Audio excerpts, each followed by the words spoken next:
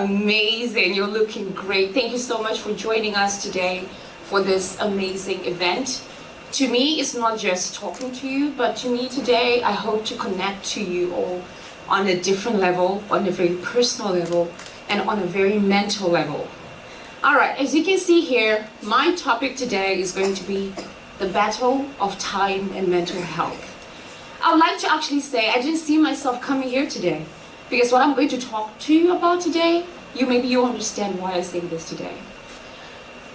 How many of you have heard the term or the phrase or maybe the statement or quote, time heals all wounds? If you could show me by raising your hand, please. All right, and I see most didn't raise their hands. Thank you very much. All right, so by the end of my speech today, just maybe, you'll be able to conclude for yourself if this phrase really says what it says. And I'm also going to share a part of my own mental health journey, my life story. It might be sad, but I don't want to hear, because I've done that myself. But I want you to learn something from it today. I want you to go back home today and say, wow, that phrase has a different meaning today. Maybe it's going to mean something different. So this phrase is attributed to a poet called Menander from 300 BC, who said that time is the healer of all necessary evils. So growing up as a kid, I used to think, okay, this phrase works, and I used to share it to people. If you say, okay, I lost my dog or my dog died, I'll be like, time heals, time heals, time heals. If a friend loses a family member, I'll say the same. But it was until I had to be in a situation where I now had to really think. I have been saying this phrase for a long time to so many people. I've shared it on Facebook, on Instagram. But this situation made me think, does it really heal? So by the end of my speech today, you will really get to know in my life, in my situation, did it actually heal my wounds?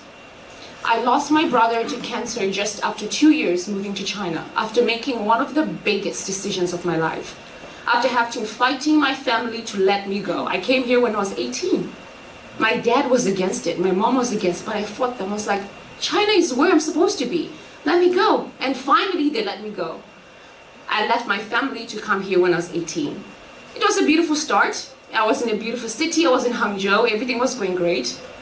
And then 2 years after, on a Thursday night, I received a call. Your brother is gone. I'm like, oh God, what do I do? I was struck in a dark cave that I'm still in, but I'm walking out. So I'm going to share you some of the things that I had to do to walk through this cave that I'm still on my journey to.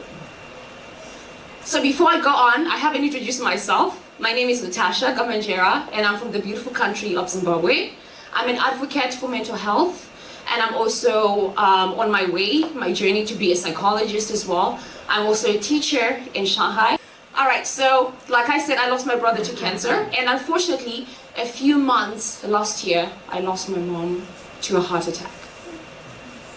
So my journey hasn't been as smooth as I hope to be, and as young as I would like to think I am. I'm only 27 this year, but life has given me challenges that have brought me down to the deepest, the lowest point of my life. But how am I able to stand here and talk to you without crying? Hearing the word mom, I'll start crying and screaming. Seeing anyone who looks like my mom, I'll start crying. Seeing anyone who has a voice like my brother, I would cry. But there's a reason why I'm here today, to share this with you today. There's a reason. I lost myself. I look different from what I looked like 3 years ago. I'm even able to smile. I even did my hair. I put on some lipstick. If you'd seen me at that time, you'd run away. I looked like a zombie. I lost my world, I lost my touch. And I remember when I went back from my brother's funeral, I missed 2 flights, one in Hong Kong and one in Kenya, because I didn't know where I was going. I was like, what's happening? I was so confused. But there's a difference between the time I lost my brother and the time that I lost my mom. When I lost my mom, it hurt even deeper. But the only difference was, how did I heal? How long did it take me to heal from the pain that I experienced when I lost my brother? The difference was, what things did I do to heal myself? Was it time? Was it time? Let's find out. So it took me 7 months after my brother died. It took me 7 months to realize that I had to find a medication for myself. Time was moving with me. I was growing up, I was in university semester after semester, I was writing exams, I was failing exams, I was resitting exams, I was losing friends. Time was with me, but time was moving with me. Time was not like, hey, are you okay? Time was not like, hey, did you eat? Did you bath? Did you see your friend? Did you talk to anyone? Time didn't tell me that. Time was moving with me. Time wasn't waiting for me. Time was rather like, yeah, the next semester is coming. Did you pay your school fees? Time is coming. Did you read? Did you do your assignment? Time was just like, it was just like standing there, just moving with me. Like, where are we going? Oh, let's go. We're going to cry? Let's go cry together. You have a bad idea? Let me help you. And after that, I lost my mom as well. But one thing that I did was to realize, after a friend said to me, they say to me in a Zimbabwean language, they said, Takusua. Takusua means we miss you. So they said, we miss the old you. We miss the person who used to smile a lot. We miss the person that you used to be. We miss the inspiration that you had in you.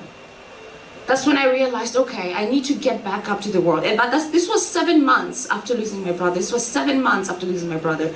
Time was still moving with me. Time didn't tell me, you need to heal. Time didn't say, okay, I'm gonna heal you. It was after a friend said to me, you need to get back up. It was a friend who told me to move on. And I made different choices after that. After hearing that, it struck me like, oh my goodness. It's been 7 months since this tragedy happened to me. And I have gone backwards instead of forward. But time has also been moving with me. Did it do anything? After that, I started writing. Like I said, I found a solution, a medication. My medication was a journal, which I called Her Breathing Journal, which then turned into a podcast in 2020. So this journal was just a simple Taobao book. I think I bought it for like 5 yuan on Taobao, including delivery. Yeah, but that book, I'm going to tell the story to my kids one day, I promise you. I wrote my feelings down there. I was crying in that book. In that book, I would write, I feel terrible today. I miss my brother. There's so many things I wanted to buy him. I saw this beautiful coat on Taobao that I wanted to buy for him, but I cannot buy it because he's in a grave right now. But writing that down, I noticed I was getting better. I noticed like, hey, I think I feel like eating barbecue today because I let emotions out. I let my emotions out. I let myself express what I was feeling. And after seeing that, this journal, okay, I've filled in 10 pages, 20 pages. I was like, you know what? I feel like there's people like me out there who also need this kind of help. So I turned this journal, this little booklet from Taobao, the cheap booklet from Taobao, into a podcast where I'll be sharing my experiences. And at first, of course, I had like 1 subscriber, 2 subscribers, 3 subscribers. Sometimes no one would even listen. But it was indeed a medication for me. I was letting myself feel and express my emotions. And the more I did it, the better I became. So this was not time telling me to, it was moving with me. It didn't actually heal me. I had to push myself. And time was going with me. Time was there. I was like, okay, so now you're doing a podcast. That's good for you, girl. Okay, let's keep going. Let's keep going. And now I thought maybe, okay, I'm good. If I hear my brother's name, I wasn't crying anymore because now I have a way of expressing it in my podcast, with my friends, or in my book. So now I was okay. And then it struck on me again. In September last year, I received a call. Your mom is gone. And time is like, we're back here again. But I'm gonna move with you again. Time asked me this one question. What are you gonna do about it this time? Are you gonna move with me? Or are you going to take a step and move together with me? So the only difference this time was that I knew how to tackle these challenges. I knew I had to take a ticket. I had to buy a ticket. I didn't cry this time, not because I was hurt, but I knew that if I started crying, I'm going to miss my flight, I'm going to be confused, I'm going to do crazy things. So I told myself, you know what? This happened to you before.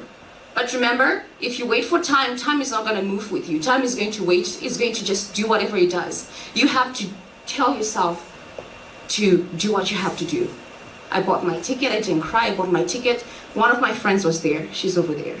She knows everything that happened. She even asked me, how are you doing this? Like, are you crazy? You're not crying? I'm like, because last time when I tried, I put myself in a hole, I couldn't get out. Now I know how to deal with this. Let me just do it my way. I bought my ticket, I went home, I buried my mom, and then I came back. And I looked myself, I told her, I'm like, I'm gonna do things different this time. The pain is there. I'm not going to tell you that pain is gone. No, the pain is there. I wish she was here sitting to me, listening to me. But I know how to manage that pain now. I know that I can call anyone, I can call someone, I can go to my podcast and talk about these feelings. I know that I can go outside and scream. I mean, it's in China, you see crazy things all the time. I can go outside, people are gonna be thinking maybe I'm doing a TikTok video. You never know. So now, it's because I found ways in expressing myself. I found ways to release what was inside. So if you're going through something similar, or maybe something different, it could be a little dog, it could be a job, it could be a loved one, it could be something worse. But expressing yourself, letting those ideas out, letting yourself feel, it's okay to cry. You know, we have the term, do not cry, that's not it. Cry it out, let your emotions out, talk to people, talk to yourself. Buy a Taobao book like I did. Do it all. Before I go today, I just want us to take a little silence, a moment of silence for everybody who's going through something, because I feel you. I definitely do.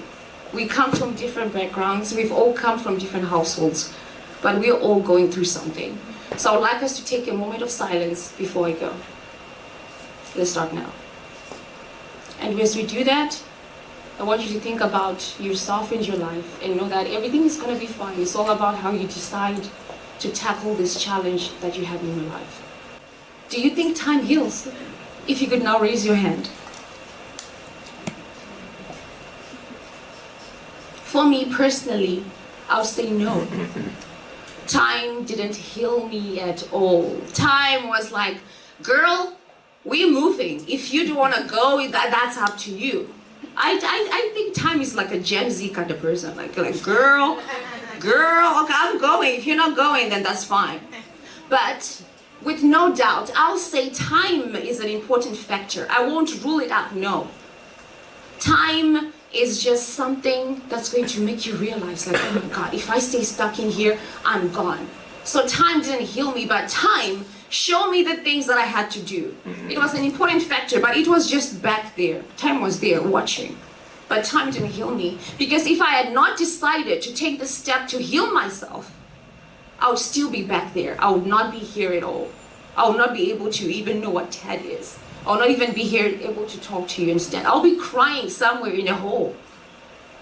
So time is just a factor. It's one of those things. You know, when you're making a cake, it's one of those tastes, that's the thing that you need to just spice it up. That's what it was to me, in my opinion. So I hope that if you're someone who used to believe in this phrase, maybe it can get you thinking in a deeper level what time really is. But for me, time was just an important factor. It didn't heal me. I had to do things that healed me. Thank you very much.